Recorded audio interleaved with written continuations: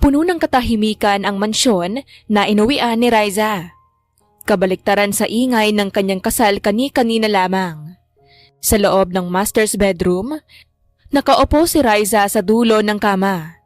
Suot pa rin niya ang kanyang lace wedding gown. Pero pakiramdam niya ay kahit mamahalin pa ito, ay hindi iyon nababagay sa kanya.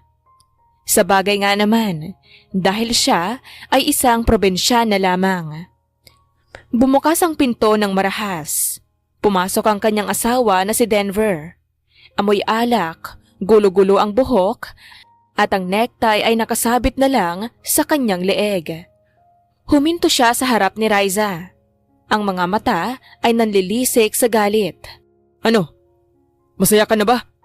Mrs. Lopez ka na. Nakatapak ka na sa mansyon ko. Hindi tumingala si Riza. Pinaglalaroan niya ang kanyang mga daliri sa kandungan. Denver, pagod na ako. Pwede bang bukas na tayo mag-usap? Pagod? Pagod sa kakaplano kung paano mo nauto ang mga magulang ko? O pagod sa kakahintay sa gabing to? Dahil alam mong ito na ang kabayaran sa pagtulong ni Papa sa pamilya mo sa probinsya? Hindi ko sila nauto. Alam mo ang sitwasyon. Ang tatay ko... Huwag mong banggitin ang tatay mo. Binili kita, Riza. Intindihin mo yan.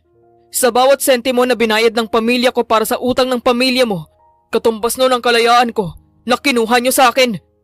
Lumapit si Denver at puwersahang hinawakan ang panga ni Riza. Itinaas ito upang magtagpo ang kanilang mga mata. Tingnan mo ako. Akala mo ba nakuha mo ng jackpot? Akala mo ba magiging fairy tale ang buhay mo rito? Wala akong inaasahang ganoon, Denver. Ang gusto ko lang ay maging maayos ang lahat. Maayos? Walang magiging maayos. Dahil sa bawat oras na makikita ko ang mukha mo, naalala ko ang lahat ng nawala sa akin. Naaalala ko kung paano ako pinilit na talikuran ang babaeng tunay kong mahal para lang sa isang probinsyanang katulad mo. Kung ganun pala ang nararamdaman mo, bakit mo tinuloy? Bakit ka pumirma? Dahil kailangan. Pero huwag ka magkakamali, Riza. Ang pirma ko sa kontrata ay hindi pangako ng pagmamahal. Pangako ito ng impyerno para sa'yo.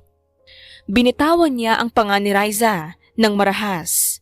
Nagsimula siyang maghubad ng polo. Hindi alintana ang presensya ng babae. Higa! Ano?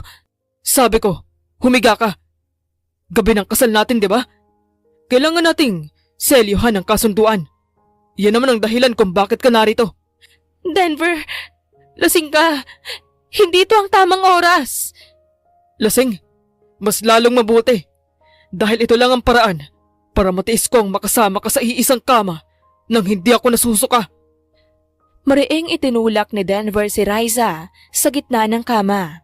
Ang bigat ng kanyang katawan ay tila semento na dumagan sa dibdib ng babae. Sa loob ng silid na iyon, tanging ang tunog ng aircon at ang mabilis na paghinga ni Denver ang naririnig. Huwag kang lalaban. Ginusto mo to, di ba? Hindi ko ginusto ang ganito, Denver. Please. Walang pakinig si Denver. Ang kanyang mga halik ay marahas. Walang halong lambing at puro pait. Bahagya pa itong kinakagat ang balat ni Riza. Sa bawat haplos niya sa katawan ng babae, ramdam ni Riza ang puot na namuo sa loob ng 5 taong pagkakalayo ni Denver kay Martha. Sa gitna ng kadiliman, habang pilit kinukuha ni Denver ang pagkabirhen ni Riza, isang mahinang ungol ang kumawala sa lalaki. Ngunit ang salitang lumabas sa kanyang bibig ang mas sumugat sa puso ni Riza kaysa sa pisikal na sakit na nadarama nito. Martha, bakit mo ako iniwan? Napapikit ng mariin si Riza. Ang luhang kanina pa niya pinipigilan ay tuluyan ng pumatak at humalo sa pawis sa kanyang pisngi. Ang sakit ay hindi lang dahil sa unang beses niya itong naranasan. Ang sakit ay dahil sa katotohanang kahit nasa ibabaw niya ang kanyang asawa, ibang babae ang laman ng isip nito. Bakit kailangang ikaw ang nandito? Bakit hindi siya? Dahil ako ang asawa mo ngayon, Denver. Kahit anong gawin mo, ako ang andito. Asawa? Huwag mong tawagin ang sarili mo niyan. Isa ka lang transaksyon. Isang bayad utang. Lalang dumiin ang bawat kilos ni Denver. Tila ba nais niyang sirain ang pagkatao ni Riza sa bawat galaw. Napapahikbi ang babae sa diin nito na walang awa. Wala siyang pakialam kung nasasaktan ang babae. Wala siyang pakialam kung ito ang unang pagkakataon nito. Para sa kanya, si Riza ang simbolo ng lahat ng hadlang sa kaligayahan nito. Nang matapos ang lahat, agad na humiwalay si Denver. Wala siyang sinabi. Tumayo ito, kinuha ang kanyang robe at naglakad patungo sa balkonahe nang hindi man lang nililingon ang asawa. Iniwan niyang nakahubad at durog si Riza sa gitna ng kama. Ang puting bedsheets ay may mansa ng dugo. Isang patunay ng kanyang dangal na ibinigay sa maling tao. Ganito pala ang pakiramdam na maging asawa ng isang bilyonaryo. Isang marangyang impyerno. Bulong ni Riza sa sarili. Pagod na siya at masakit hindi lamang pisikal kundi damdamin. Hindi niya rin naman ginusto maikasal. Tulad ni Denver ay napilitan lang din ito. Makalipas ang ilang minuto, pumasok muli si Denver mula sa balkonahe. Nakasindi ang isang sigarilyo sa kanyang kamay. Ang usok ay tila sumasayaw sa gitna ng kanilang katahimikan.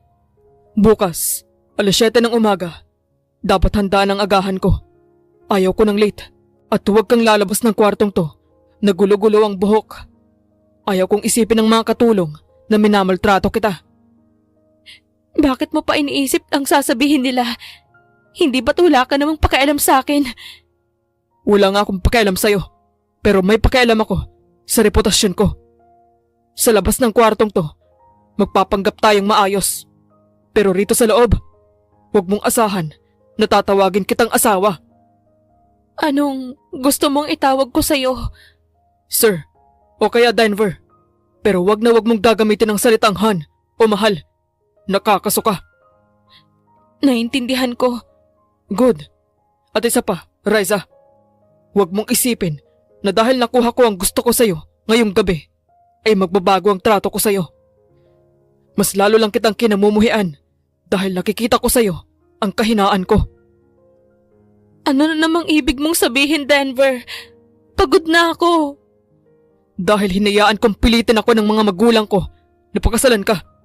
At sa bawat oras na hahawakan kita, naaalala ko na natalo ako. Tandaan mo yan.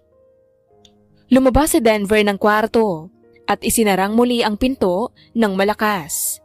Nanatiling nakahiga si Riza. Yakap ang kanyang mga binti. Ang lamig ng aircon ay tumatagos hanggang sa kanyang buto. Tumayo si Riza. Kahit nanginginig ang mga binti, naglakad siya patungo sa salamin. Tiningnan niya ang kanyang sarili. Ang gulong-gulong buhok, ang namumugtong mga mata, at ang mga pasa sa kanyang braso mula sa mahigpit na hawak ni Denver. Simula ngayon, Riza, patayin mo na ang inosenteng babaeng galing sa probinsya. Dahil sa bahay na ito, ang kailangan mo ay hindi puso, kundi sikmurang kasing tibay ng bakal. Kung si Denver ang kasama niya, ay kailangan niyang tibayan ang loob dahil wala itong awa. Kumuha siya ng isang malinis na tapis at naglakad patungo sa banyo. Sa bawat hakbang, nararamdaman niya ang hapdi, pero kasabay nito ay ang pagbuo ng isang matigas na desisyon. Hindi siya habang buhay na magiging biktima. Isang buwan na ang lumipas simula ng gabing iyon. Ang gabi na binuo ng kasunduan at winasak ang dangal ni Riza. Sa loob ng malawak at malamig na mansyong ito, natutunan ni Riza na ang bawat sulok ay may hindi magandang alaala. Maaga pa lang, gising na si Riza. Hindi siya gumagamit ng alarm clock. Ang kaba sa kanyang dibdib ang nagsisilbing hudyat na kailangan na niyang kumilos bago pa bumaba ang kanyang amo na si Denver, dahil kailanman ay di siya ituturing na asawa. Kailangang maayos ang kape niya. Kailangang malambot ang pagkakaluto ng karne. Dahil isang pagkakamali lang, isang buong araw na panunumbat ang aabutin ko. Habang nagluluto sa kusina, pumasok ang mayordoma ng bahay na si Nanay Sela. Naaawang nakatingin ito sa kanya. Iha, hayaan mo na ang mga katulong ang gumawa niyan. Asawa ka ni Sir Denver. Hindi ka rito, yaya. Saad ni Manang Sela. Ayos lang po, Nay Sela. Gusto ko pong ako ang nagluluto para sa kanya. Baka sakaling sa ganitong paraan, makita niya ang halaga ko. Masyado kang mabait, Raisa. Pero ang taong sarado ang puso, kahit anong ihain mo, hindi titikman ang tamis. Hindi nagtagal, narinig ang mabibigat na yabag sa hagdan. Naroon na si Denver. Suot ang kanyang mamahaling suit at may talim sa kanyang titig. Naupo ito sa hapag nang hindi man lang tinitignan si Raisa. Good morning, Denver. Heto ang kape mo. Mainit pa. Inilapag ni Raisa ang tasa. Bahagyang sumagi ang daliri niya sa kamay ni Denver, pero agad itong binawi ng lalaki na tila ba napaso sa dumi. Bakit amoy bawang ang buong kusina? Sabi ko sa'yo, ayaw ko ng amoy probinsya sa bahay na to. Nagluto lang ako ng Itapon mo yan. Kumuha ka ng prutas at oatmeal. Huwag mo akong sanayin sa pagkain pang mahirap. Pero Denver, masustansya naman to. Raisa, kailan mo ba maintindihan na hindi ka na nasa bukid? You look pathetic wearing that apron. Na hindi ka man lang nag-ayos. Look at you. Para kang nanlilimos ng atensyon sa kusina ko. Ginagawa ko lang naman ang obligasyon ko bilang asawa mo. Obligasyon? Ang obligasyon mo ay manahimik at sumunod. Huwag kang magpanggap na mahal mo ako o inaalagaan mo ako.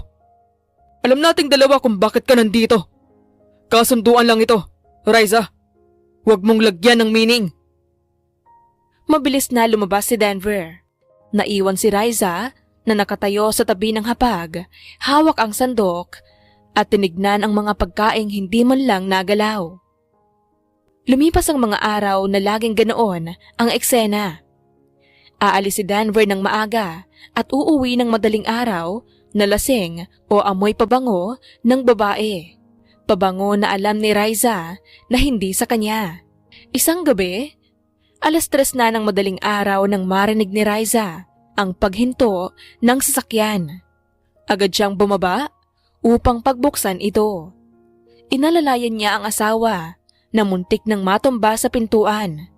Denver, ang dami mo na namang nainom. Ano bang pakialam mo? Mas masaya sa labas. Mas mabango. Mas masarap kasama. Napatigil si Raisa. Naamoy niya ang matapang na floral scent sa leeg ni Denver. May bakas pa ng lipstick sa kwelyo nito. Galing ka na naman ba kay Marta? Huwag mong babangkitin ang pangalan niya gamit ang marumi mong bibig. She's way above you, Raisa. Kung hindi lang dahil sa letseng kasunduang to, hindi ako uwi sa bahay na to kasama ang isang katulad mo. Si Marta ang babaeng unang inibig ni Denver at hindi niya ito kailanman malimutan. Itinulak niya si Raisa palayo at dumiretso sa taas. Kahit masakit ang bawat salitang binitawan nito, hindi sumuko si Raisa. Inisip niya na baka dala lang iyon ng alak. Kinabukasan, hindi nakababa si Denver sa oras ng almusal. Nag-alala si Raisa, kaya pumasok siya sa silid nito. Doon niya nakitang nanginginig si Denver sa ilalim ng kumot. Namumutla ito at pawis na pawis. Denver, anong nangyayari? Hinawakan ni Raisa ang noo ng asawa. Nagbabaga ito sa lagnat. Diyos ko, ang taas ng lagnat mo! Malamig. Raisa, ang lamig. Agad na kumilo si Raisa. Kumuha siya ng palanggana ng maligamgam na tubig at bimpo. Buong maghapon at buong magdamag, hindi niya iniwan si Denver. Pinunasan niya ang katawan nito, pinalitan ang damit, at bawat oras ay sinusuri ang temperatura. Iha, magpahinga ka muna. Kami na ang bahala rito. Mahinahon na paalala ni Manang Sela. Hindi po, Nay Sela. Ako na po. Gusto ko pong ako ang unang makita niya sa paggising niya. Sa kalagitnaan ng gabi, habang hinahaplos ni Riza ang buhok ni Denver upang kumalma ito, biglang hinawakan ni Denver ang kanyang kamay. Mahigpit ang hawak nito. Tila ba natatakot na iwanan siya. Huwag ka nga alis. Please. Nakapikit ito at halata ang panghihina. Nandito lang ako, Denver. Hindi ako aalis. Mahal kita. I love you.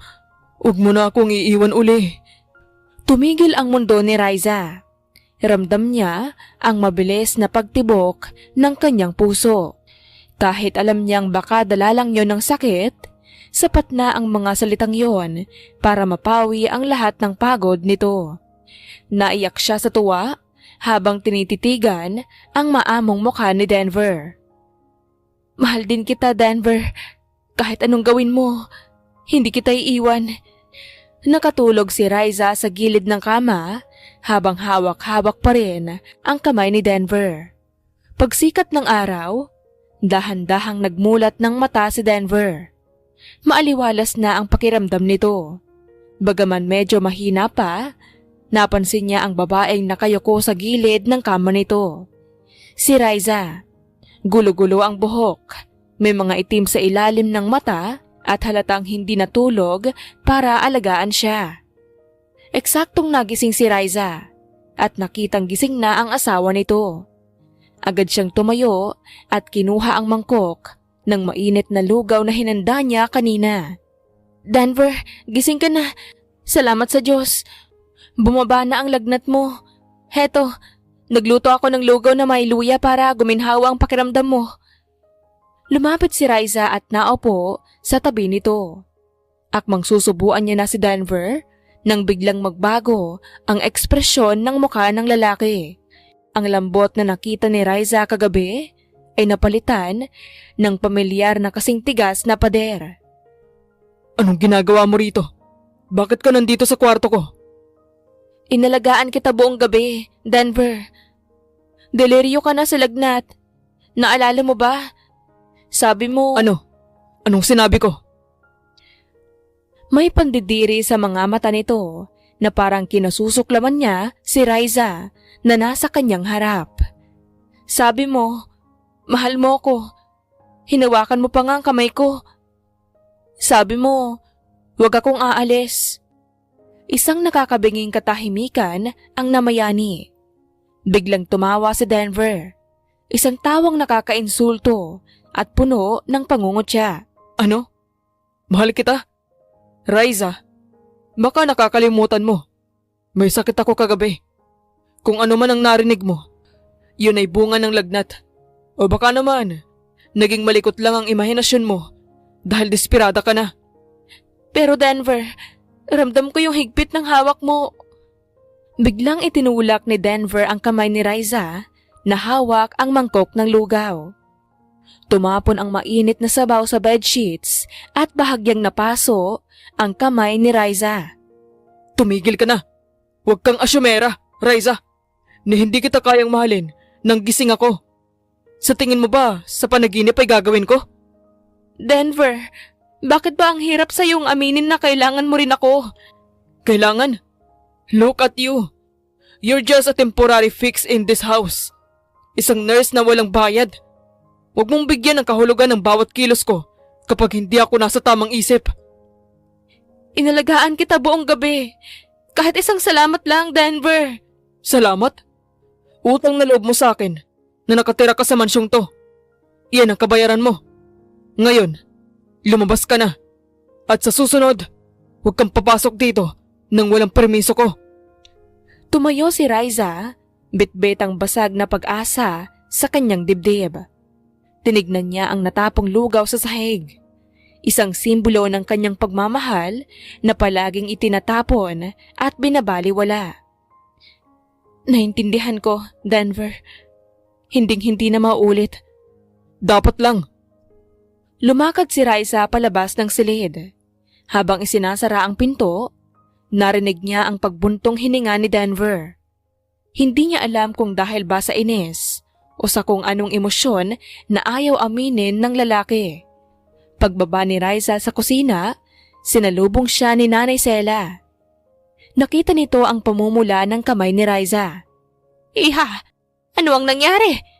Nag-aalala ang matanda sa kalagayan ni Raisa. Wala po ito, Nay.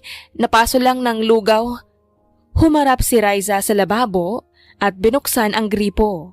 Hinayaan niyang dumaloy ang malamig na tubig sa kanyang kamay, habang ang mainit na luha ay hindi na niya napigilang pumatak.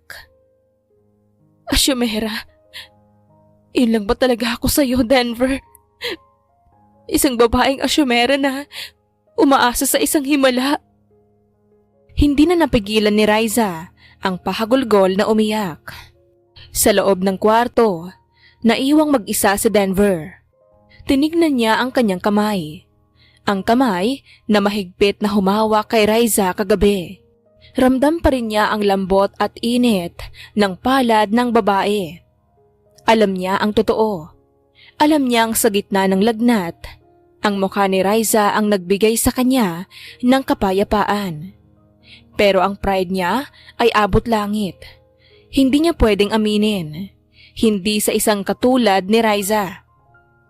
Hindi maaari. Si Marta lang ang dapat kong mahalin. Ngunit sa bawat pagpikit niya, ang malungkot na mga mata ni Raisa ang kanyang nakikita. Isang digmaan ang nagsisimula sa loob ng kanyang dibdib. Isang digmaan na alam niyang sa huli, may isang pusong tuluyang mawawasak. At aminin man niya o hindi, may namumuo siyang pag-ibig para kay Raisa. Maaga pa lang ay nasa palengke na si Raisa. Pinili niyang lumabas para makalanghap ng sariwang hangin at makatakas kahit sandali sa bigat ng hangin sa loob ng mansyon. Bitbit ang dalawang malaking supot ng mga sariwang gulay at karne. Naglakad siya sa gitna ng initan. Gagawa ako ng sinangag. Paborito niya yon kapag pagod galing sa opisina. Siguro naman, sa pagkakataong ito, hindi niya na itatapon ang niluto ko. Kahit masakit pa rin ang paso sa kanyang kamay mula sa natapong lugaw kahapon, tiniis ni Raisa ang bigat ng kanyang mga bitbit. Sa kanyang isip, baka kailangan lang talaga ng mahabang pasensya. Baka sa huli, ang bato na si Denver ay kusa ring lalambot kung palaging nadidiligan ng pagmamahal. Pagdating sa harap ng mansyon, sinalubong siya ng gwardiya na may halong pag-aalinlangan sa mga mata. Ma'am Raisa, dumating na po si Sir Denver. May kasama po siyang bisita. Anas ng guard. Ganun ba? Sige, salamat. Magluluto lang ako ng tanghalian para sa kanila. Hindi pinansin ni Raisa ang kakaibang tingin ng gwardiya. Dire-diretso siyang pumasok sa main door. Ngunit pagtapak pa lang niya sa foyer, napatigil ito. May amoy ng pabango na hindi pamilyar sa kanya. Isang matamis at mamahaling floral scent na tila sumasakop sa buong sala. Narinig niya ang mahinang tawanan mula sa living room. Isang boses ng babae. Malambing, masaya. Denver, I miss this house. I miss us in this house. Malamyos na boses ng isang babae. I miss you more, Marta. Alam mo namang wala akong ibang gustong makasama rito, kundi ikaw. Parang naging yelo ang dugong dumadaloy sa mga ugat ni Raisa. Dahan-dahan siyang lumapit sa bukana ng sala. Doon bumungad sa kanya ang isang eksenang wumasak sa natitira niyang pag-asa. Nakaupo sina Denver at Marta sa sofa. Magkayakap. Ang mga kamay ni Denver ay nakapulupot sa bewang ni Marta, habang ang babae naman ay nakasandal sa ulo sa balikat nito. Sa sobrang lapit ng kanilang mga mukha, halos maghalikan na sila. Ang tunog ng nabasag na garapon ng bagoong at ang pagbagsak ng mga plastik ng pinamili ang bumasag sa katahimikan. Kumalat ang mga kamatis, talong at karne sa mamahaling carpet. Agad na napabitaw si Denver kay Marta. Tumayo siya pero sa halip na makaramdam ng hiya, ang rumesponde sa kanyang muka ay pagkainis at galit. Riza, ano ba? Hindi ka ba marunong kumatok? Look at the mess you made! Tinignan ni Marta si Riza mula ulo hanggang paa nang may halong pangungutya. Oh, this is her? The wife? Hindi sumagot si Riza. Nakatitig lang siya sa dalawa at ang kanyang mga mata ay hindi na namumula sa luha. Blanko na ito, puro pagod. Isang uri ng pagod na hindi kayang gamutin ang pahinga o pag-unawa. Ano bang tinitingin-tingin mo riyan? Linisin mo yan! Marta is here. Ayaw kong makita niya ang kadumihan mo. Kailan pa, Denver? Mahinahon ang boses ni Riza. Ano? Kailan pa naging ganito? Na kahit sa bahay na to, ipapamukha mo sa akin na basura lang ako? Riza, wag mo akong gawa ng eksena sa harap ni Marta. Katulong ka lang dito sa tingin ko, di ba? So do your job and clean this up. Humarap si Marta kay Riza. May ngiting tagumpay sa mga labi. Lumapit siya ng kaunti at tinignan ang mga kalat sa sahig. Poor girl, you actually went to the market? Denver, you didn't tell me your wife was a market vendor. No wonder kaya pala amoy isda. I told you, she's just a provincial girl. My parents forced on me. Sa bawat salitang lumalabas sa bibig ni Denver, tila may isang bahagi ng puso ni Riza na tuluyang namamatay. Tinignan niya ang kanyang asawa, ang lalaking inalagaan niya buong magdamag noong may sakit ito, at ang lalaking pinagsisilbihan niya kahit nilalait siya. Respeto, Denver. Yun lang ang hinihingi ko, di ba? And I told you, you don't deserve it. Ngayon, pumunta ka sa kusina. Magtatanghalian na kami ni Marta. Magluto ka ng masarap. Something classy. Not your usual provincial trash. Hindi na. Anong hindi na? Kumunot ang noo ni Denver. Suko na ako, Denver. Iyon na, ang kalayaan mo. Nakatingin ng diretso sa mata si Riza. Natahimik ang buong sala. Maging si Marta ay napatigil sa pag-aayos ng kanyang buhok. Si Denver naman ay tila hindi makapaniwala sa narinig. Ano bang pinagsasabi mo? Desperada ka na naman ba para sa atensyon ko? Hindi na ito ang tungkol sa atensyon mo. Dahil kahit ibigay mo pa sa akin ang buong mundo ngayon, wala na akong mararamdaman. Pagod na ako, Denver. Pagod na akong maging asawa sa papel, pero yaya sa gawa. Pagod na akong ituring na basura sa bahay na dapat ay tahanan ko. Riza, babalaan kita. Kapag lumabas ka sa pinto na yan, wala ka nang babalikan. Mawawala sa'yo ang lahat ng karangyaan at tinatamasa mo ngayon. Isang mapait na tawa ang kumawala kay Riza. Karangyaan? Ang tawag mo ba sa panlalait at pananakit mo ay karangyaan? Denver? Mas mayaman pa ako sa probinsya dahil doon may dignidad ako. Dito, unti-unti mong pinatay ang kaluluwa ko. Denver, let her go. She's just being dramatic. Marami namang pwedeng ipalit sa kanya. Ani ni Marta at kumapit sa braso ni Denver. Humarap si Riza kay Marta. Iyon na siya, Marta. Sa totoo lang, naawa ako sa'yo. Dahil ang lalaking yan na kasama mo ngayon ay isang lalaking hindi alam ang halaga ng katapatan. Kung kaya niyang gawin ito sa asawa niya, kaya niya ring gawin sa'yo. Huwag mo siyang madadamay-damay rito. Wala kang karapatang pagsalitaan siya ng ganyan. Wala nga akong karapatan, di ba? Dahil simula sa oras na to, tinatapos ko na ang anumang ugnayan natin. ibigay mo sa akin ang annulment papers. Pipirmahan ko, kahit ngayon din. Riza, seryoso ka ba? Saan ka pupunta? Wala kang pera. Wala kang koneksyon. Mamamatay ka sa gutom. Mas mabuti pang mamatay sa gutom kaysa mamatay sa piling mo habang unti-unti mong kinakain ang pagkatao ko. Tinalikuran ni Riza ang dalawa. Hindi niya nilinis ang mga kalat sa sahig. Hinayaan niyang doon mabulok ang mga pinamili niya gaya ng pagkabulok ng relasyon nila. Riza, bumalik ka rito. Hindi pa tayo tapos mag-usap. Hindi lumingon si Riza. Dire-diretso siyang pumasok sa kanilang kwarto. Ang kwartong naging saksi sa kanyang mga luha sa gabi. Kinuha niya ang kanyang lumang maleta. Mabilis niyang isinilid ang kanyang mga lumang damit.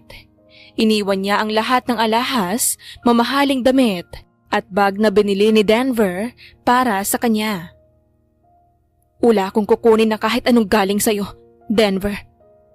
Gusto kong lumabas sa bahay na to nang malinis ang konsensya ko. Paglabas niya ng kwarto, nakatayo si Denver sa hallway mag-isa. Wala na si Marta sa tabi nito. Akala mo ba, biro ito, Riza? Kapag umalis ka, kukunin ni Papa ang lahat ng tulong na ibinigay niya sa pamilya mo. Handa ka bang makita silang maghirap ulit? Kinausap ko na si tatay kagabi. Sabi niya, mas gusto niyang magtanim na lang uli ng kamote kaysa makita ang anak niyang unti-unting nauubos sa piling mo. Huwag mo nang gamitin ang pamilya ko, Denver. Wala na silang utang sa'yo. Binayaran ko na yun ng 1 taong pagtitiis at ng dangal ko. Riza. Aalis na ako, Denver. Pero tandaan mo to. Babalik ako. Hindi para magmakaawa. Hindi para humingi ng tulong. At lalong hindi para makipagbalikan sa'yo. Babalik ako bilang babaeng hindi mo na kayang tapak-tapakan. Tatapusin ko sa annulment paper lahat ng ugnayan natin. You're delusional. You're nothing without me. Mahal ang annulment. Kahit barya wala ka. I was nothing when I was with you. I'll be everything once I'm gone. Lumakad si Raisa pababa ng hagdan. Sa bawat hakbang, tila gumaan ang kanyang pakiramdam. Pagdating sa pinto, lumingon siya sa huling pagkakataon sa mansyong naging bilangguan niya. Goodbye, Denver. Iyon ang kalayaan mo. Iyon na rin ang lahat ng sakit na binigay mo sa akin. Iwan ko na sa'yo yan lahat. Binuksan ni Riza ang pinto at lumabas. Kasabay ng pagbuhos ng ulan sa labas, naramdaman niya ang kalayaang matagal na niyang ipinagkait sa sarili. Sa loob ng mansyon, nanatiling nakatayo si Denver sa gitna ng sala. Tinignan niya ang mga kalat na gulay at ang nagkalat na bagoong sa sahig. Doon lang niya naramdaman ang biglang pananahimik ng bahay. Isang uri ng katahimikan na tila sumasakal sa kanya. Babalik din yun. Babalik din yun kapag wala nang makain. Pero sa kanyang puso, may kung anong kaba ang nagsasabing sa pagkakataong ito. Seryoso ang babaeng minsan niyang tinawag na mahina. Sa gitna ng ulan, naglalakad si Riza, bitbit ang kanyang maleta. Basang-basa man, ang kanyang mga mata ay nakatingin ng diretso sa hinaharap. Hindi na siya ang inosenteng probinsyana. 1 linggo na ang nakalipas, simula nang lumabas si Riza sa mansyon, bitbit ang kanyang kupas na maleta sa gitna ng ulan. Akala ni Denver, magiging masaya na siya. Akala niya, kapag wala na ang probinsyanang sagabal sa paningin nito, babalik sa normal ang lahat. Mabubuhay siya ng payapa kasama si Marta at ang kanyang bilyong-bilyong halaga ng tagumpay. Pero mali ito. 6:00 ng umaga, nagising si Denver na masakit ang ulo. Nakasanayan na niya na sa oras na ito, may amoy ng kape at bawang na umaakyat hanggang sa kanyang silid. Nakasanayan na niya ang mahinang katok ni Riza at ang mahinhin nitong boses na nagsasabing, "Denver, handa na ang agahan mo." Ngayon, Tanging ang tunog ng aircon ang naririnig nito. Walang katok, walang kape, walang Riza. Bumaba si Denver sa kusina, nakasuot ng kanyang mamahaling robe. Nadatnan niya si Nanay Sela na naghahanda ng mesa. Pero sa halip na ang pamilyar na sinangag at tuyo, ang nakahain ay toast jam at mamahaling prutas. Nasaan ang kape ko? At bakit ito lang ang nakahain? Yan po ang gusto nyo, di ba, Sir Denver? Sabi nyo rate, ayaw nyo ng amoy probinsya rito. Kaya sinunod ko lang po ang utos nyo. Sagot ni Manang Sela. Iba ang lasa ng kapeng to. Hindi to ang iniinom ko rate. Nakakunot ang noo ni Denver nang sumimsim ng kape. Si Riza po ang nagtitimpla ng kape nyo, sir. May halo yung kaunting sekreto na siya lang ang nakakaalam. Ngayong wala na siya, kailangan nyo pong masanay sa lasa ng kape mula sa makina. Hindi na kumibo si Denver. Uminom siya ng kape, pero matapos ang isang higop, ibinaba niya ang tasa. Mapait, masyadong matapang. Walang tamis na gaya ng gawa ni Riza.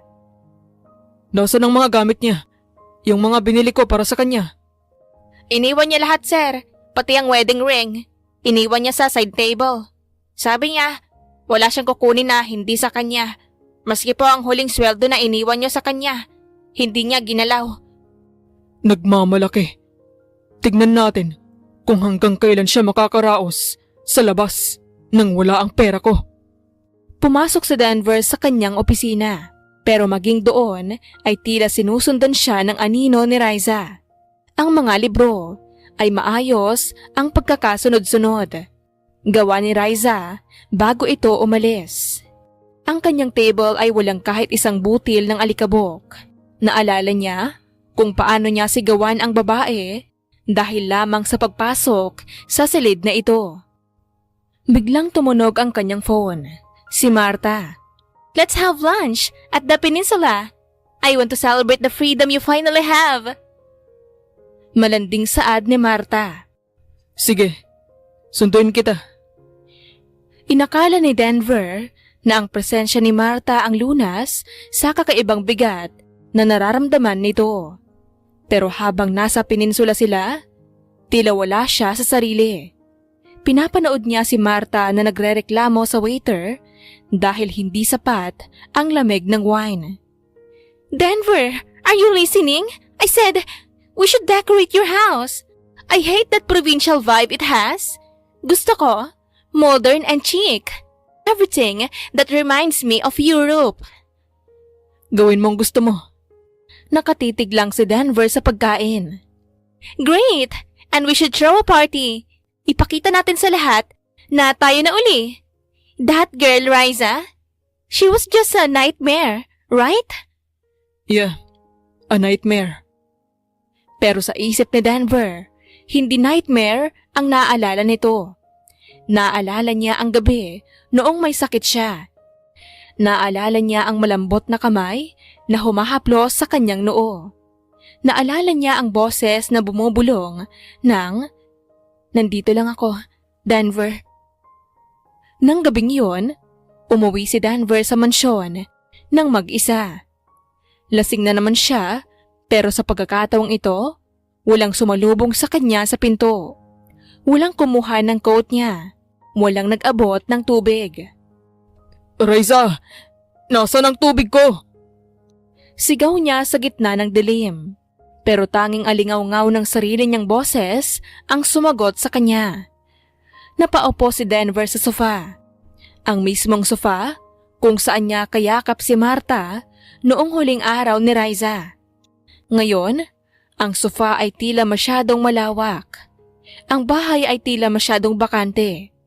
Ang trono ni Riza bilang reyna ng bahay na iyon ay bakante na. Pero ang kanyang presensya ay tila mas lalong lumakas ngayong wala na ito. Asyamera ka talaga. Akala mo ba, kailangan kita? Naiinis na bulong ni Denver. Kinuha ni Denver ang kumpol ng susi sa kanyang bulsa. Napatingin siya sa maliit na keychain na hugis isda. Isang pasalubong ni Riza noong minsan itong naggrocery sa palengke. Naalala niya kung paano niya ito tinawanan at tinawag na baduy. Ngunit ngayon, hinahaplos niya ito ng hindi niya namamalayan. Lumipas ang mga buwan, si Denver ay naging mas masungit sa opisina. Ang kanyang mga empleyado ay takot na takot sa kanya. Si Marta naman ay laging nasa mansyon. Pero sa tuwing naroroon ang babae, lalong nararamdaman ni Denver ang pagkakaiba. Si Marta ay puro sarili ang iniisip. Gusto nito ng mamahaling gamit. Gusto nito ng atensyon. Gusto nito ng pera. Si Riza ay puro si Denver ang iniisip. Isang gabi, pumasok si Denver sa dating kwarto ni Riza. Hindi niya ito pinapagalaw sa mga katulong. Amoy Riza pa rin ang loob. Amoy sabong panlaba at kaunting halimuyak ng sampagita. Binuksan niya ang drawer at nakita ang isang notebook. Binasa niya ang laman nito. August 14. Masama uli ang timpla ni Denver. Siguro dahil sa pressure sa trabaho. Ipagluluto ko siya ng kare-kare bukas. Baka sakaling ngumiti siya. September 20. Sinigawan niya ako uli. Masakit. Pero alam kong hindi niya sinasadya. Baka napapagod lang siya sa paghahanap kay Marta. October 5. Sabi niya basura ako. Siguro nga. Pero kahit basura ako ang basurang laging naghihintay sa kanya gabi-gabi. Gusto ko lang naman maging mabuting asawa. Binitawan ni Denver ang notebook. Ang kanyang mga kamay ay nanginginig. Ang bawat salita ni Riza sa notebook ay tila isang sampal na paulit-ulit tumatama sa kanyang muka. Hindi lang pala siya naging masama. Naging halimaw siya sa paningin ng babaeng walang ginawa kundi mahalin siya. Bakit hindi ka lumaban noon? Bakit hinayaan mong saktan kita ng ganito? Doon lang naramdaman ni Denver ang tunay na pagsisisi. Isang uri ng pagsisisi na hindi kayang bayaran ng pera o ng kapangyarihan. Nawala na ang anino. At sa pagkawala ng anino, naiwan si Denver sa gitna ng liwanag na nakakasilaw at nagpapakita ng lahat ng kanyang dumi. Samantala, sa isang maliit na apartment sa ibang bansa, isang babae ang nakatayo sa harap ng malawak na bintana. Maikli na ang kanyang buhok. Suot ang isang business suit at may hawak na baso ng wine. Sabi ko sa'yo, Denver, titingalain mo rin ang basurang tinapon mo. Wala na ang inosenteng probinsyana.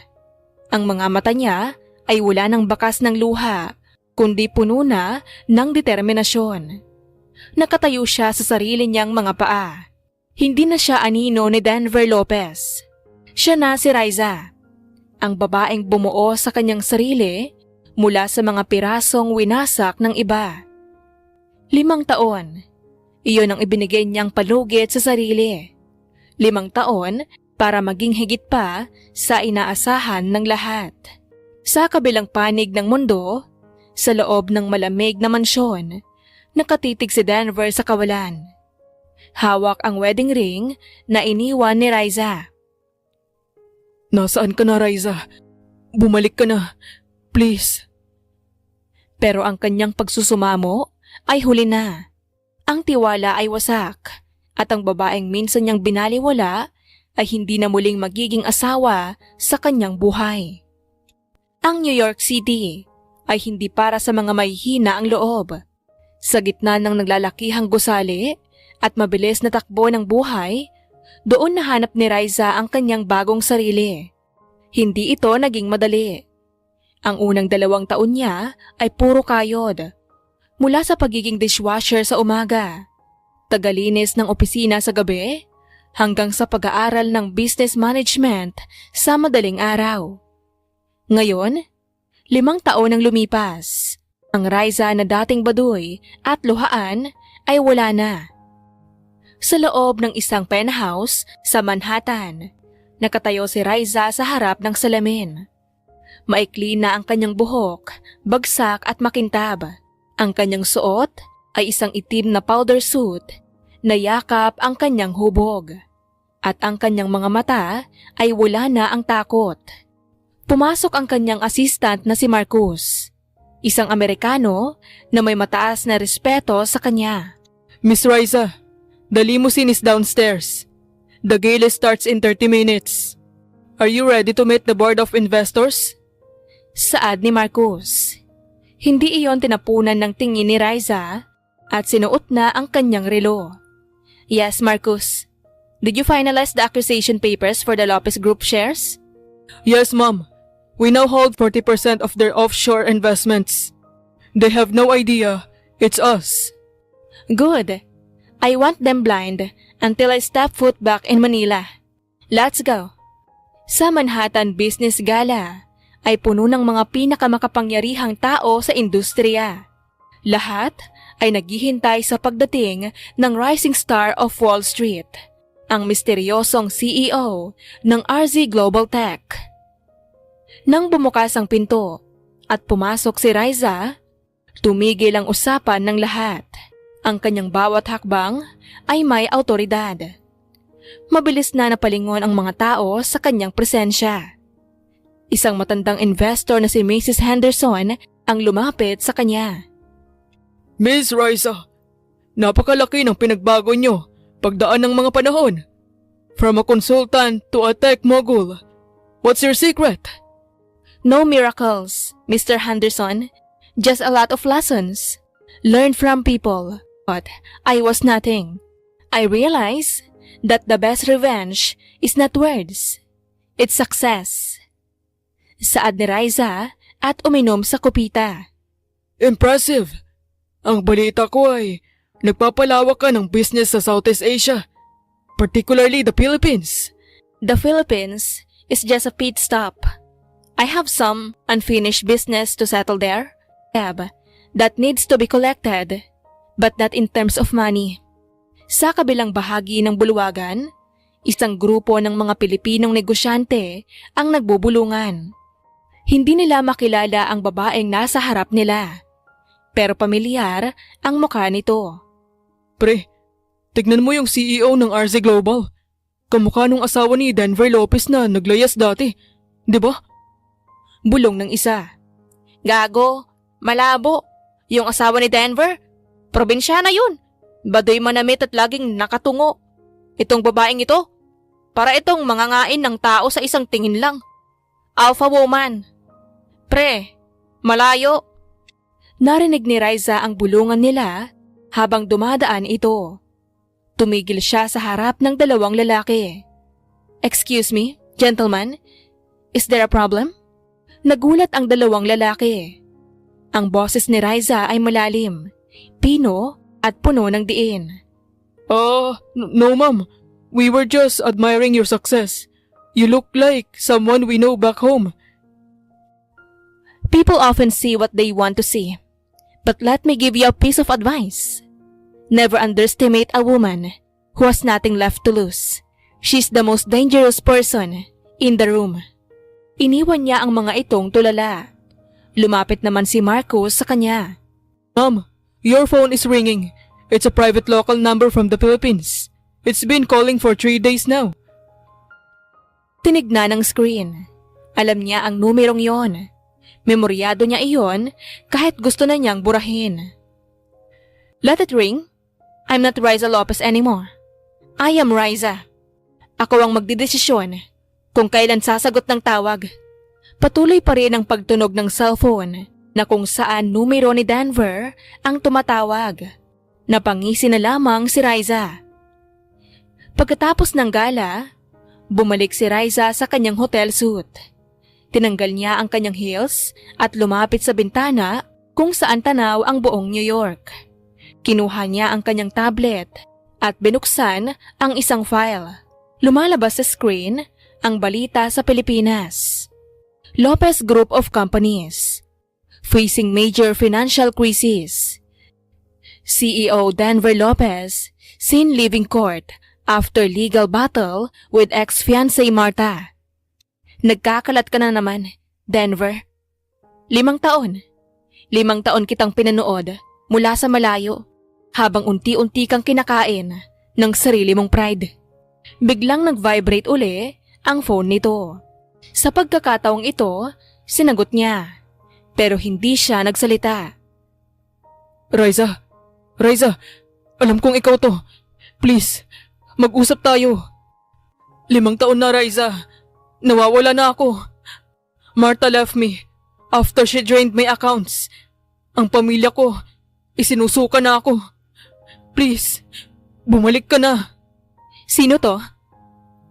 Natahimik ang kabilang linya. Tila nasampal ng katotohanan. Riza, it's me, Denver, your husband. Isang mapait na tawa ang kumawala kay Riza. Husband? I don't recall having a husband.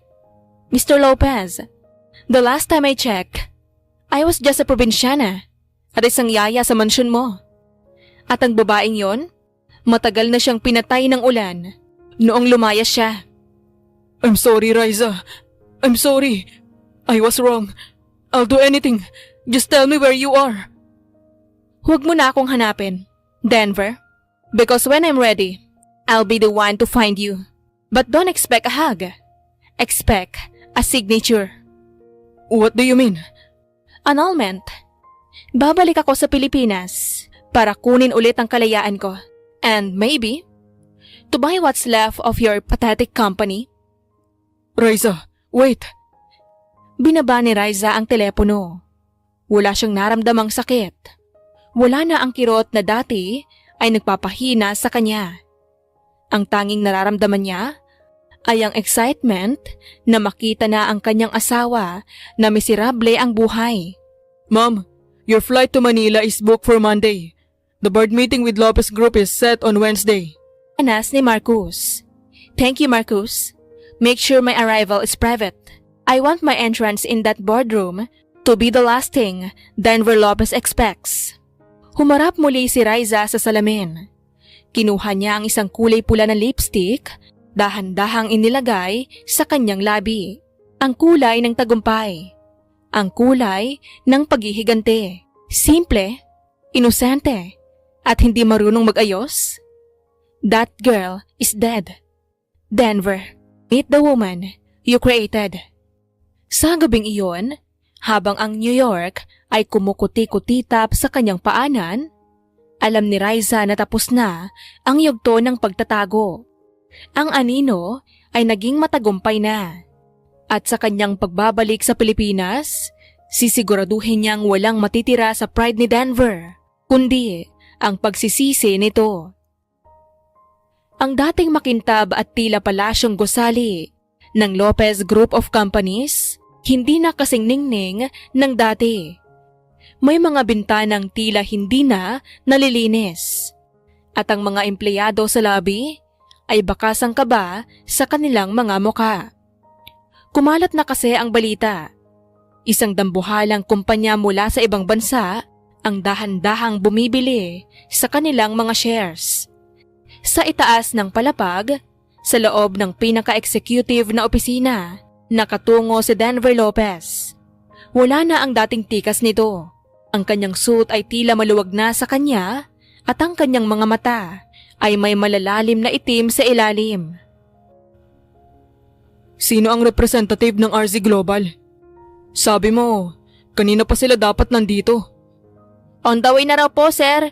Pero sabi nila, ang mismong CEO raw nila ang makikipag-usap sa inyo.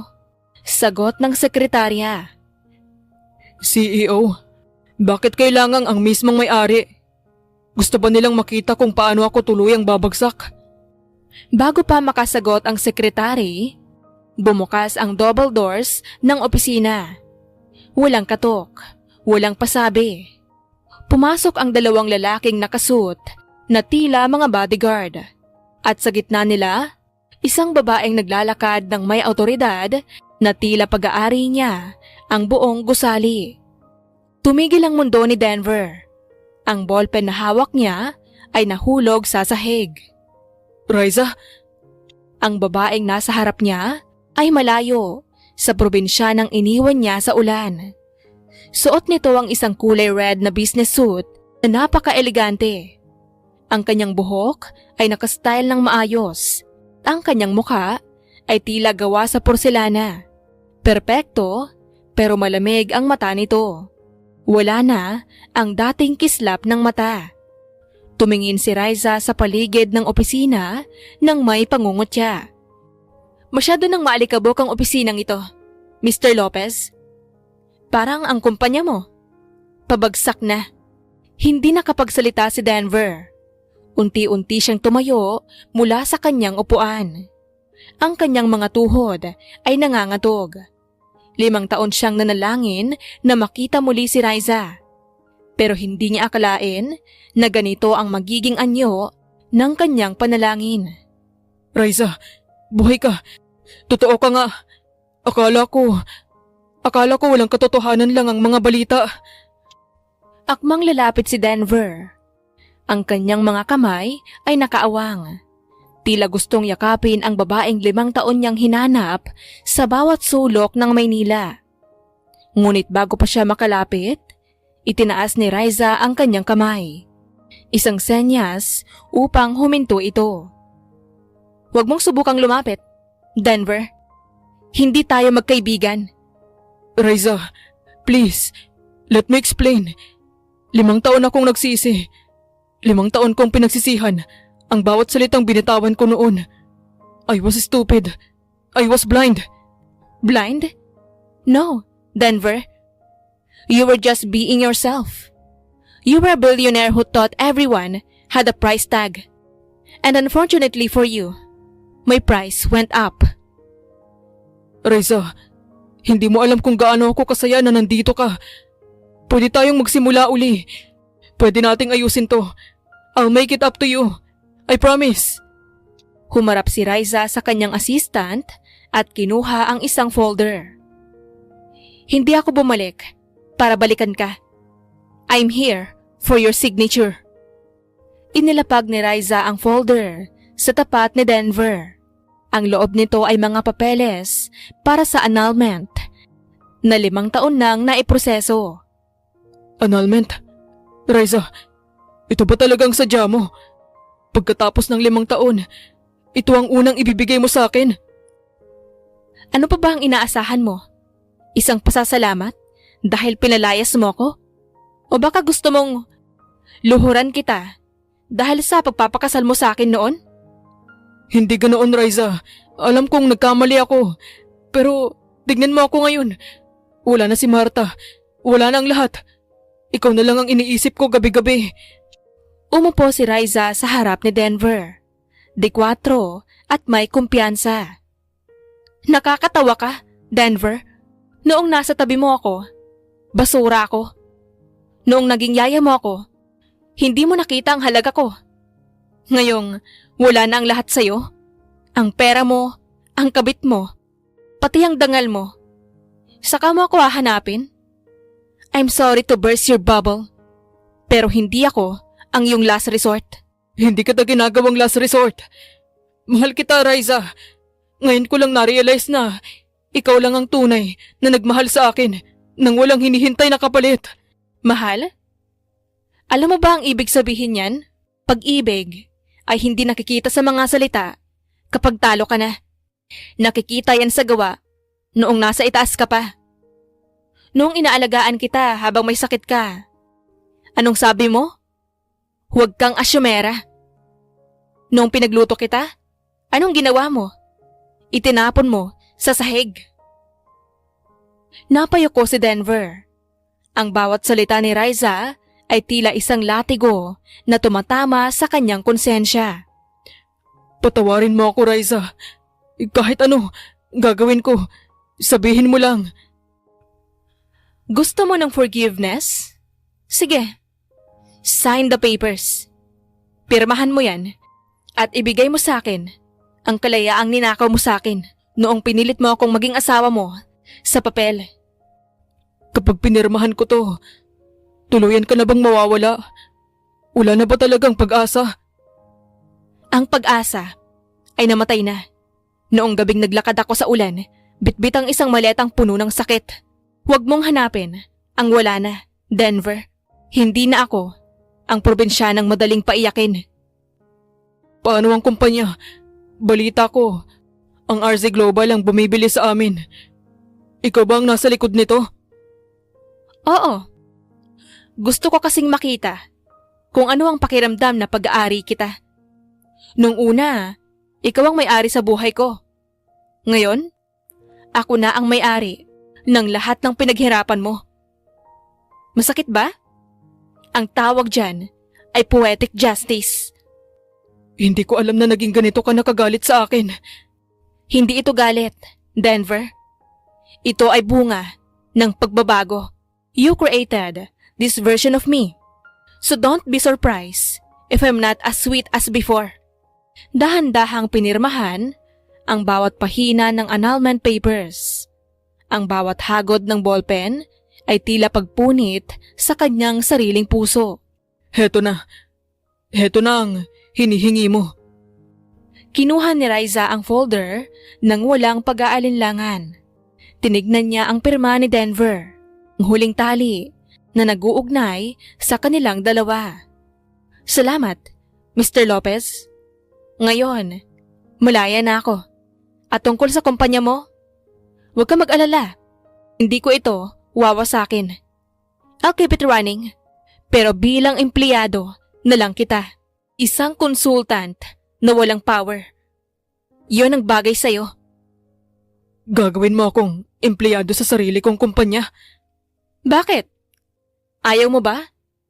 Yan ang ginawa mo sa akin noon, di ba? Ginawa mo akong katulong sa sarili nating bahay. I'm just returning the favor. Tinalikuran na ni Riza si Denver. Ang bawat hakbang niya palabas ay puno ng tagumpay, pero sa loob-loob niya, may isang bahagi ng kanyang puso na naramdaman ang bigat ng 5 taon. Ngunit hindi niya ito ipapakita. Ang isang katulad niya ay hindi umiiyak sa harap ng kanyang kaaway.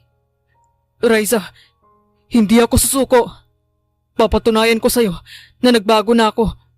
Kahit maging janitor mo ako, gagawin ko. Makuha lang uli ang tiwala mo. Huminto si Riza sa may pinto, pero hindi siya lumingon. Good luck with that, Denver.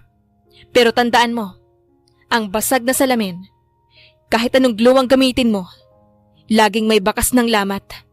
At ang lamat na iniwan mo sa akin, masyadong malalim para maghilom sa isang sorry lang. Tuluyan nang lumabas si Riza. Naiwang mag-isa si Denver sa kanyang opisina. Ang lahat ng kanyang yaman, ang kanyang pride at ang kanyang lakas ay nawala na. Ang tanging natira ay ang pagsisisi na tila isang aninong hindi na siya lulubayan. Sa labas ng gusali, sumakay si Riza sa kanyang sasakyan.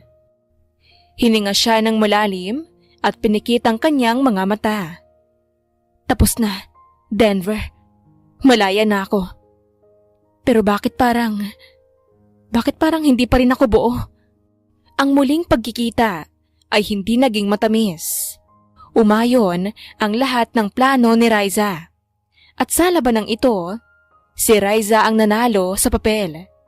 Pero ang puso nila ay pareho pa ring naghahanap ng kasagutan. Hindi man niya aminin, may natitira pa rin siyang pag-ibig kay Denver. Isang linggo na ang lumipas. Simula nang pirmahan ni Denver ang annulment papers, pero sa halip na lumayo, araw-araw siyang nasa opisina ng RZ Global. Hindi bilang boss, kundi bilang isang consultant na halos ituring na lang na assistant ni Riza. Suot ang kanyang lumang suit na wala ng kintab, naghihintay si Denver sa labas ng opisina ni Riza. May dala siyang paper bag na amoy bawang at luya. Pasok. Pumasok si Denver. Dahan-dahan. Inilapag niya ang paper bag sa mesa ni Riza. Nagluto ako, Riza. Alam kong pagod ka sa board meeting kanina. Gawa ito sa luya at manok. Yung recipe mo rati noong may sakit ako. Tinignan ni Riza ang pagkaing nakahain. Isang matalim na ngiti ang gumuhit sa kanyang mga labi. Nagluto ka? O baka naman Pinagawa mo lang sa kung sinong chef. Hindi ka marunong magluto, Denver. Kahit itlog, hindi mo kayang iprito ng hindi nasusunog noon. Natuto na ako, Riza. Noong wala ka na. Noong iniwan ako ni Marta at wala na akong pambayad sa katulong. Natuto akong magtrabaho sa kusina. Doon ko nalaman kung gaano kahirap ang ginagawa mo sa akin araw-araw. Talaga? Naalala ko rate eh. Itinapon mo ang sinangag na niluto ko dahil amoy probinsya raw ang bahay mo. Ngayon, dinadala mo sa akin ang amoy na kinasusuklaman mo? Patawarin mo ako. Masyado akong naging mapagmataas. Akala ko, pera lang ang kailangan para maging masaya. Yun ang problema sa'yo, Denver. Akala mo, ang lahat ng bagay ay pwedeng makuha sa tawad. Pero alam mo ba, kung ano ang nasa isip ko habang inaalagaan kita noon? Ang mas masakit, kahit pagtulog mo, si Marta ang bukang bibig mo. Kitang-kita ang pagsisisi sa mga mata ni Denver. Pero para kay Riza, huli na ang lahat. Kainin mo yan, Denver. Hindi ako nagugutom. Riza, please, give me a chance. I'm doing everything. I'm working double time para sa kumpanya mo. I'm following every order you give. Kahit ano, Riza. Kahit gawin mo akong driver mo, gagawin ko. Bakit? Para ano? Para maniwala ako na nagbago ka na? Denver, ang tigre, kahit tabasan mo ang kuko, tigre pa rin. At ikaw? Sanay ka na ikaw ang nasa itaas. Wala na ako sa itaas, Riza. Ikaw na ang may-ari ng lahat. At masaya ako. Masaya ako na ikaw ang nanalo. I deserve to be at the bottom. Tumayo si Riza at lumapit sa bintana. Nakatingin sa traffic ng Maynila. Gusto mong magkaroon ng chance? Sige, may event bukas sa dating mansyon mo. Ibinalik ko na sa pangalan ko ang bahay na yan. Gusto kong ikaw ang magsilbi sa mga guests.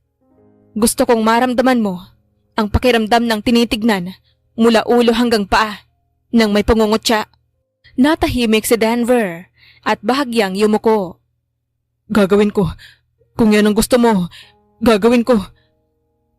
Kinabukasan, ang mansyon ay puno ng mga taong dati ay tinitingala ni Denver. Ngayon, nakasuot siya ng uniforme ng isang waiter. Bit-bit ang tray ng mga inumin.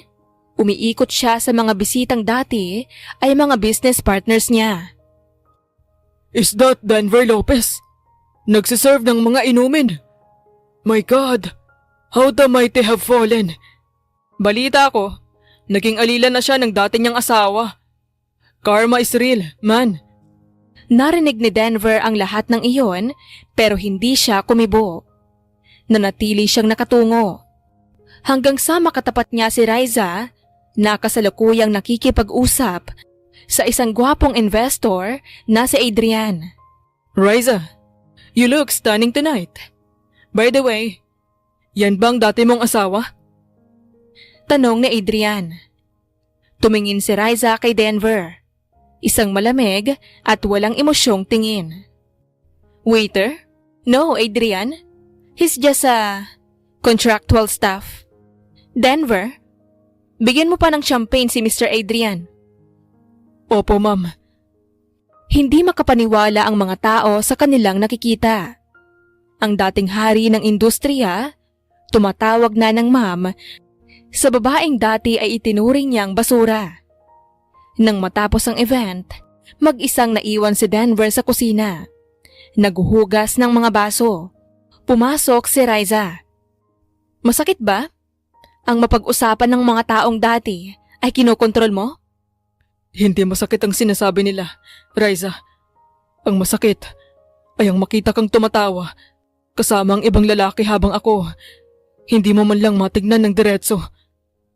Dahil wala na akong dahilan para tignan ka, Denver. Tapos na tayo. Naalala mo ba noong minsan tayong nag-away sa kusinang to dahil lang sa hindi ko nagustuhan ang timpla ng ulam? Aling away? Napakarami nating away dito, Denver. Halos lahat ng sulok ng bahay na ito, may bakas ng luha ko. Patawad. Hindi ko alam na bawat mura ko, bawat lait ko, ay unti-unting pumapatay sa babaeng pinangarap ko lang noon. Pangarap? Huwag ka magsinungaling, Denver. Pinakasalan mo ako dahil isa lang akong walang saysay na babaeng bayad utang. Noong una, oo. Pero habang tumatagal, Riza, noong gabi na inalagaan mo ako habang may sakit ako, narinig kita. Narinig ko ang bulong mo. Hindi lang ako nakasagot dahil natatakot ako sa nararamdaman ko. I was a coward. Cowardice is not an excuse for cruelty, Denver. Ang pagiging duwag ay hindi sapat na dahilan para gawin mong impyerno ang buhay ko. Biglang lumuhod si Denver sa harap ni Riza. Ang kanyang mga kamay ay nakahawak sa laylayan ng suit ni Riza. Riza, kahit isang gabi lang, hayaan mo akong magpaliwanag. Hayaan mo akong ipakita sa'yo na hindi na ako ang lalaking yun. I love you more than my life, more than my company, more than my pride. Hindi mo ako mahal, Denver. Mahal mo ang idea na may nag-aalaga sa'yo. Mahal mo ang idea na may isang taong hindi kay iwan kahit gaano ka kasama. Pero guess what? Iniwan na kita. Pero nandito ka pa. Hindi mo pa ako tuluyang pinalalaya sa kumpanya. Bakit, Riza? Dahil may nararamdaman ka pa rin, di ba? Natahimik si Riza. Isang mahabang katahimikan na tila ba tinitimbang niya ang kanyang sariling emosyon. Nandito ka pa dahil gusto kong makita ang bawat sentimo ng pagbabayad mo sa ginawa mo sa akin. I want to see you break, Denver. I want to see you crawl. At kapag nakita ko na ang huling piraso ng pride mo na nadurog, doon pa lang ako magpapasya kung tatapusin na ba kita o hindi. Kung yan ang kailangan para mapatawad mo ako, dudurugin ko ang sarili ko para sa'yo. Just don't leave me again, Riza. Just stay where I can see you. Huwag kang asyumero, Denver. I'm staying for my business, not for you. Tinalikuran ni Riza si Denver at lumakad palabas ng kusina. Pero bago siya tuluyang makalayo, huminto ito. Linisin mo lahat yan. Ayaw ko nagdumi sa bahay ko. Opo, ma'am. Naiwan si Denver sa gitna ng kusina. Naghuhugas ng mga baso. Pagod na ang kanyang katawan, pero ang kanyang puso ay tila nabubuhay uli. Dahil kahit gaano kalamig, ang pakikitungo ni Riza, alam niya ang isang bagay. Ang galit ay malapit na rin sa pag-ibig. At hanggat galit si Riza, may pag-asa pa siyang makuha itong muli. Sa labas, sumakay si Riza sa kanyang sasakyan. Hininga siya ng malalim at tumingin siya sa bintana ng mansyon kung saan naroon si Denver. Bakit? Ang hirap mong kamuhian ng tuluyan, Denver. Bakit kahit nadurog mo na ako, tila hinahanap pa rin ng puso ko ang lalaking minsan kong inalagaan at minsan akong binaliwala. Gabi na at katatapos lang ng isang mahalagang dinner meeting ni Riza sa isang restaurant sa Makati.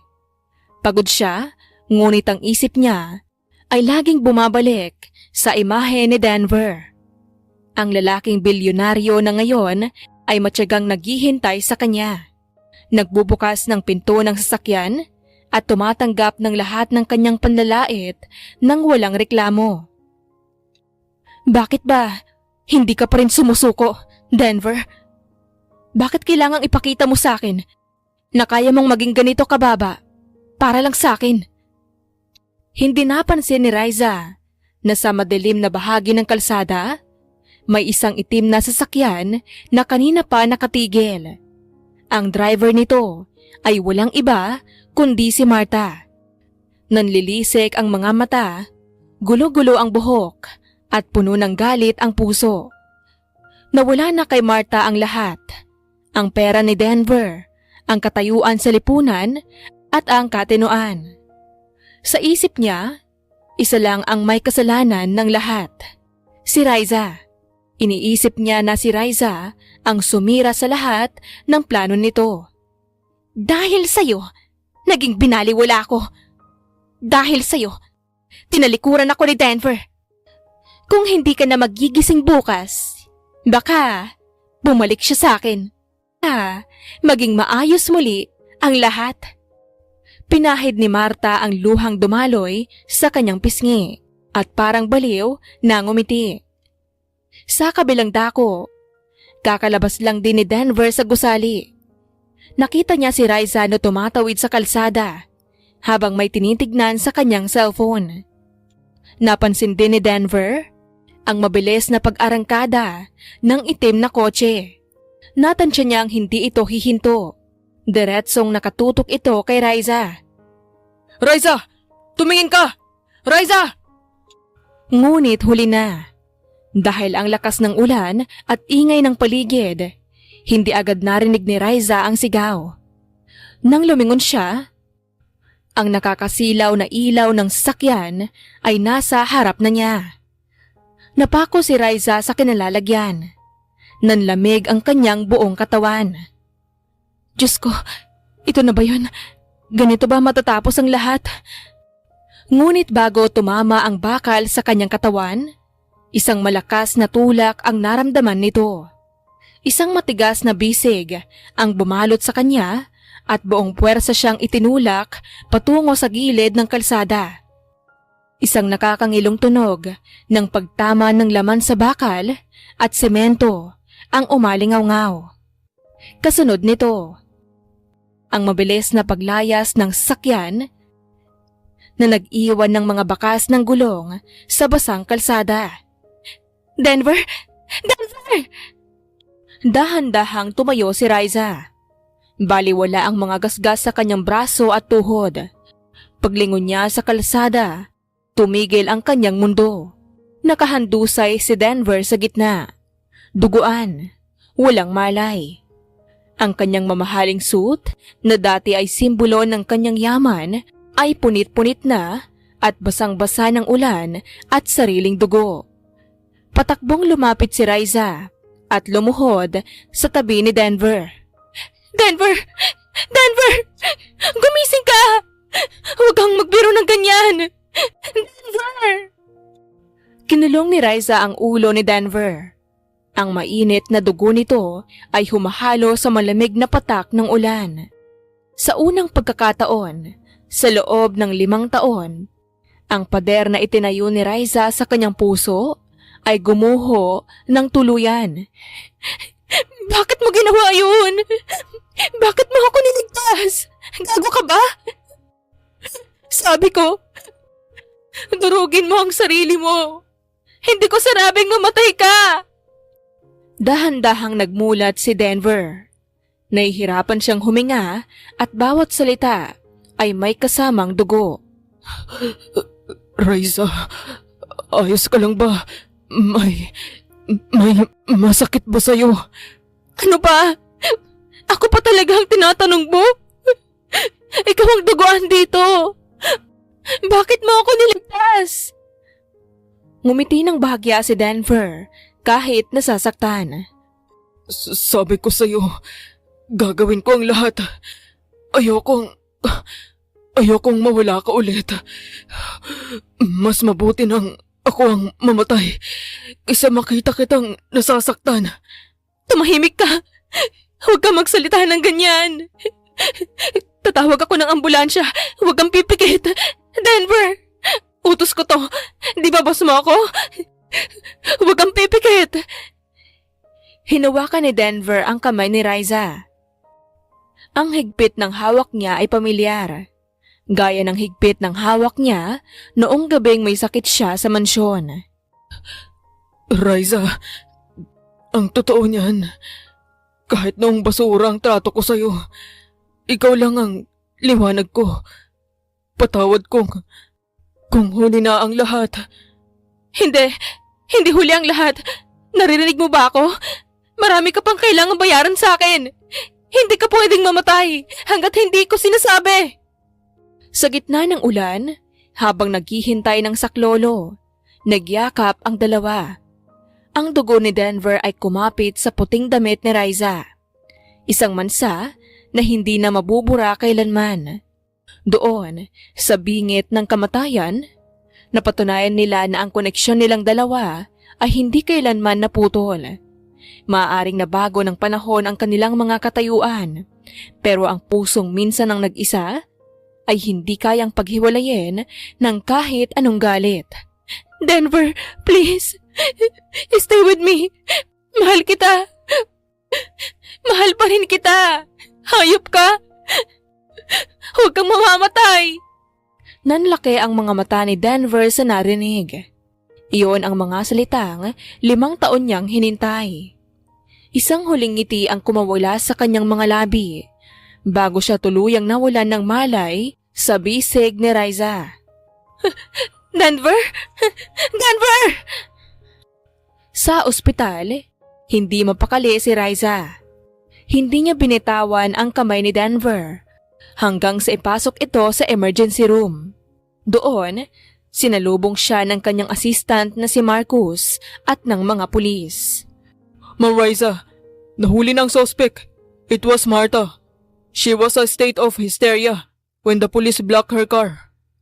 Ani ni Marcus. Siguraduhin niyo na hindi na siya makakalabas ng kulungan. I don't care how much it costs.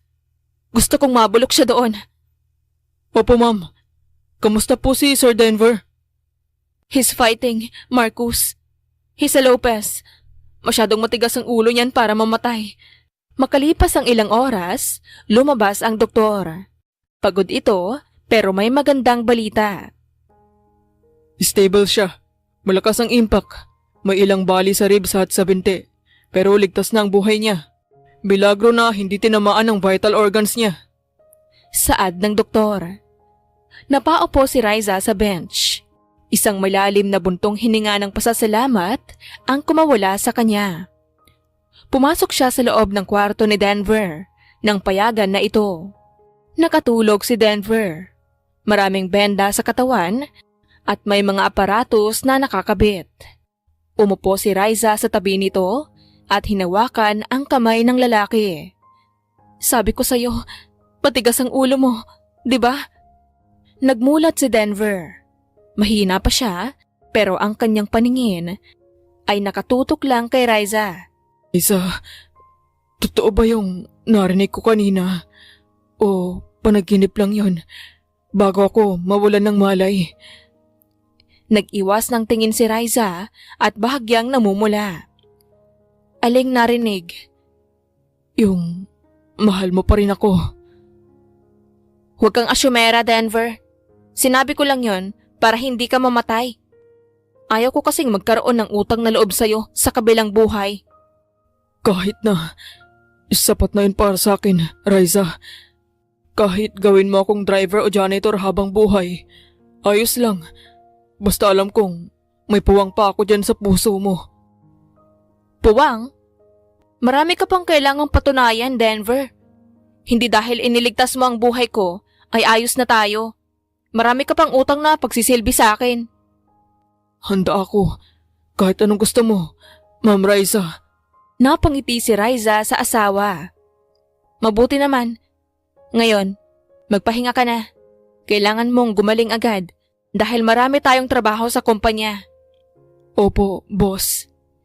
Sa gabing iyon, sa loob ng puting kwarto ng ospital, ang 2 pusong sugatan ay nagsisimula ng maghilom. Ang aksidente ay naging tulay upang buksan ang mga pintong matagal nang isinara ng pride at galit.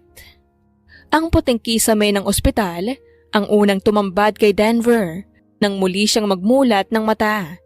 Ang bawat hininga niya ay may kasamang kirot sa dibdib, pero ang sakit na iyon ay baliwala kumpara sa gaan ng pakiramdam na nakikita niya si Riza na nakayuko sa gilid ng kanyang kama. Mahigpit na hawak ang kanyang kamay habang mahimbing na natutulog. Dahan-dahang gumalaw si Denver. Pilit na hindi nanginginig ang kanyang katawan para hindi magising ang babaeng mahal nito. Pero sa kaunting galaw pa lang ng kanyang mga daliri, agad na nagmulat si Riza. Ang mga mata nito ay namumugto, bakas ang puyat at pag-aalala at ang takot na baka hindi na siya magising. Denver, gising ka na. Teka, tatawag ako ng nurse. May masakit ba sa'yo? Huwag kang gagalaw masyado. Huwag na. Ayos lang ako.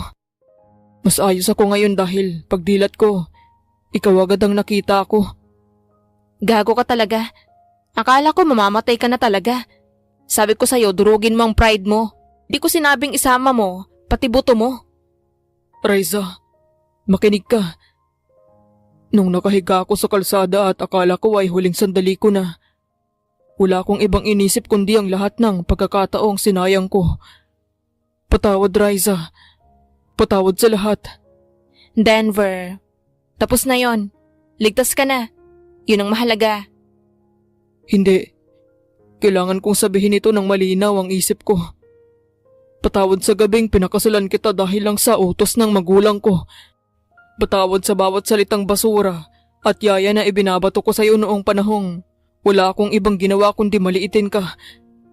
Patawad dahil hinayaan kong mabulag ako ng yabang ko at hindi ko nakita na ang babaeng pinakamahalaga sa buhay ko ay ang babaeng palaging naghihintay sa akin sa pinto. Tumingin si Denver ng diretso sa mga mata ni Riza. May luhang gumilid sa kanyang mga mata. Isang bagay na hindi kailanman naisip ni Riza na makikita niya sa isang Denver Lopez. Pinapalaya na kita, Riza. Kung ang pananatili ko sa buhay mo ay nagpapaalala lang sa iyo ng lahat ng pait, handa akong lumayo. Ibibigay ko sa iyo ang kumpanya, ang mansyon, ang lahat. Gusto ko lang na maging malaya ka sa galit na ako mismo ang nagtanim dyan sa puso mo. Natahimik si Riza. Tumingin siya sa bintana ng ospital kung saan sumisilip na ang unang sinag ng umaga. Matapos ang ilang sandali, humarap siya uli kay Denver. 5 taon akong nabuhay sa galit, Denver. Sa New York, bawat tagumpay ko, iniisip ko na ganti ko yun sa'yo. Pero alam mo kung ano ang natutunan ko? Ang galit. Parang lason na ikaw ang umiinom. Pero umaasa kang ang kaaway mo ang mamamatay. Pagod na akong uminom ng lason, Denver. Pagod na akong maging biktima. Kaya ba, pinapatawad mo na ako? Pinapatawad kita. Hindi dahil kailangan kita para sa buhay at hindi dahil iniligtas mo ang buhay ko.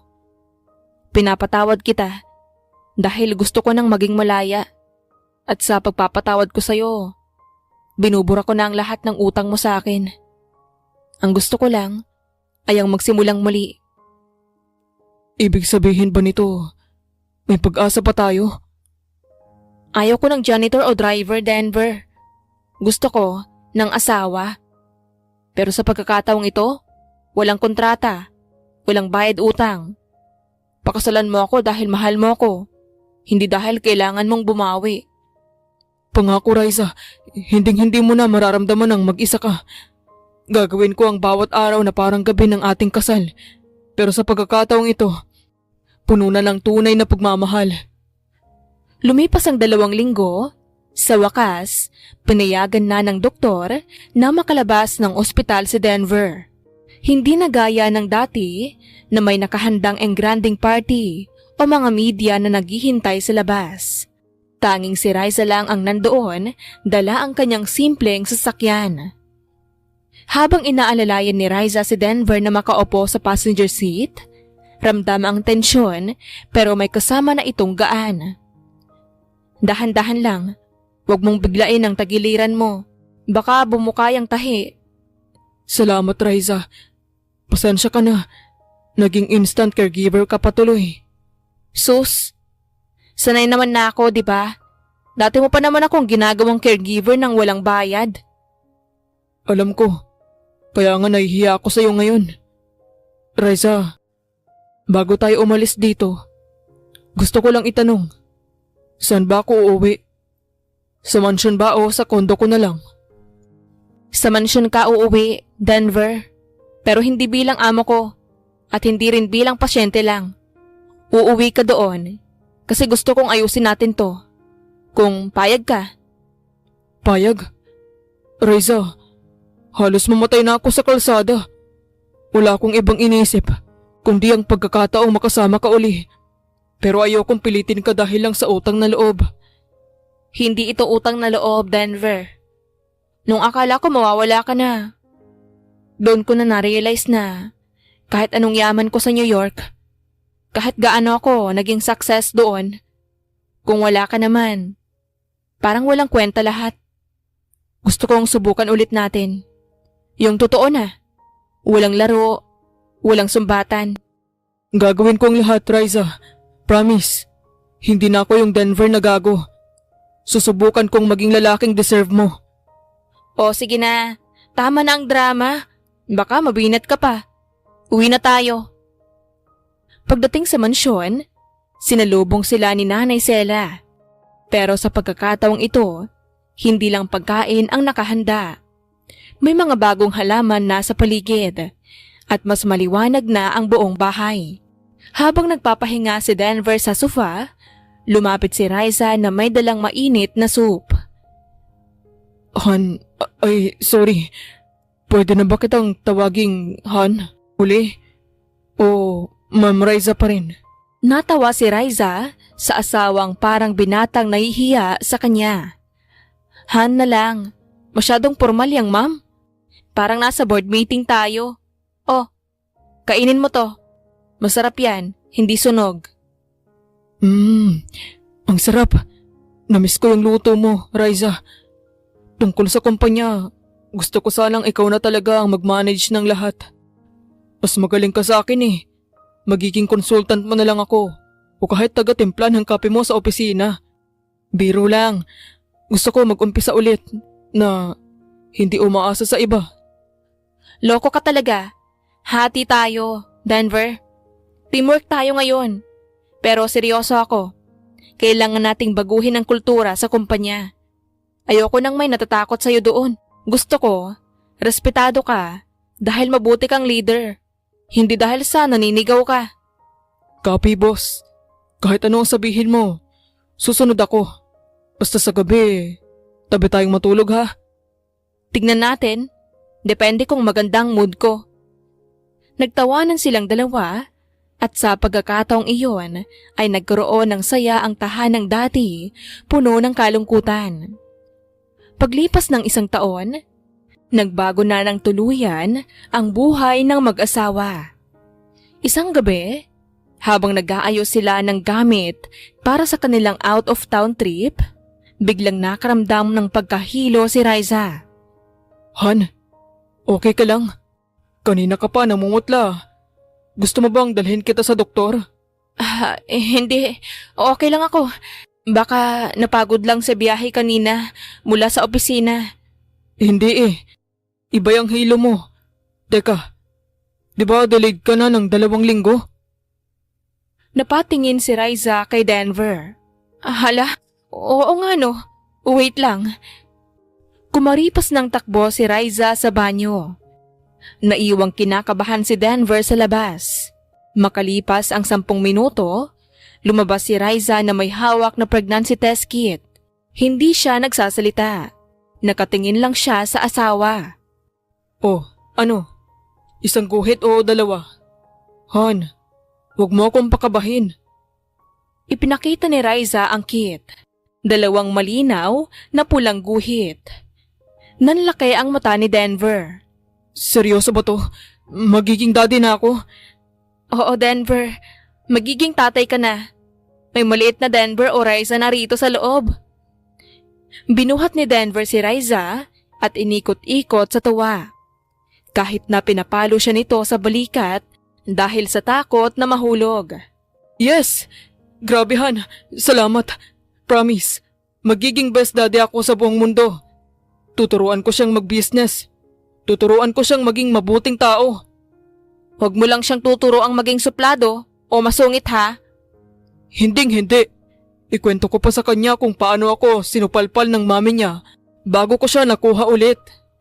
Naging mahirap ang panganganak ni Riza. Ngunit sa tulong ni Denver at suporta nito ay naibsan ang pasakit nito. Pagkalipas ng 3 taon ay ganap na silang masayang pamilya.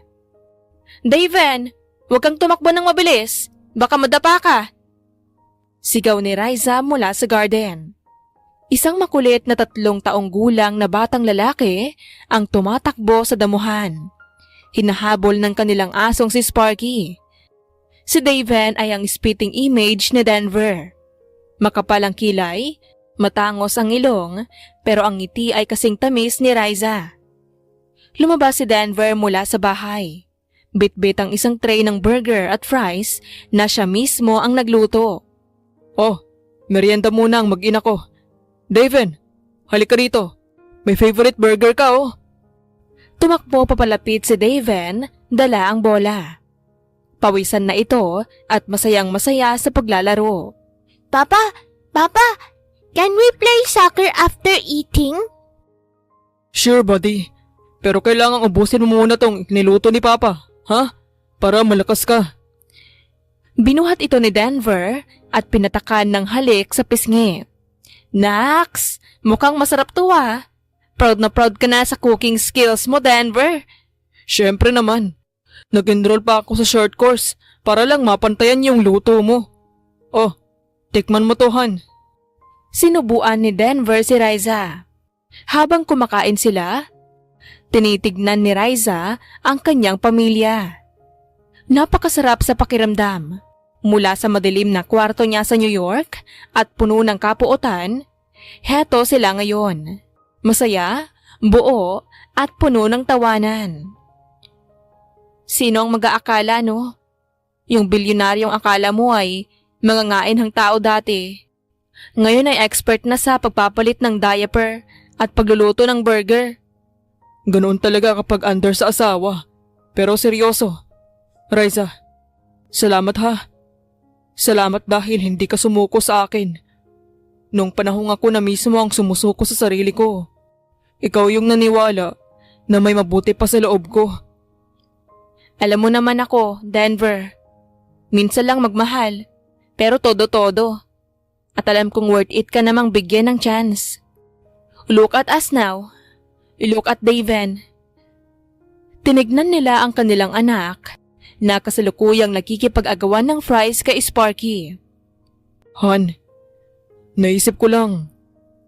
Gusto mo bang dagdagan natin si Daven? Parang kailangan niya ng baby sister para may kalaro siya.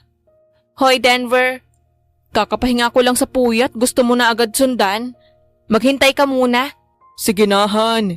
Isang baby girl na kamukha mo. Para 2 Riza na ang nagpapatakbo ng buhay ko. Ewan ko sa'yo. Pero, sige. Pag-iisipan ko. Basta, ikaw ang magbabantay sa gabi. Deal.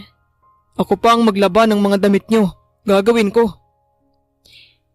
Habang papalubog ang araw, nanatili silang magkayakap sa garden. Wala nang sigawan, wala nang panlalait, at wala nang sakit. Ang tanging naririnig na lang ay ang tawa ni Daven at ang mahihinhin na usapan ng 2 taong natutong magpatawad at magmahal ng tunay. I love you, Denver. Kahit na minsan ay makulit ka pa rin. I love you more, Riza. My wife, my boss, and my everything. Dito na nagtatapos ang kwento ni Riza at Denver. Isang kwentong hindi nagsimula sa perpektong paraan pero nagtapos sa isang tahanang binuo ng pagmamahalan, pag-unawa at paninindigan sa isa't isa. Ang anino ng nakaraan ay tuluyan ng naglaho at ang sikat ng araw ng kanilang bagong simula ay mananatiling maliwanag habang buhay. Wakas.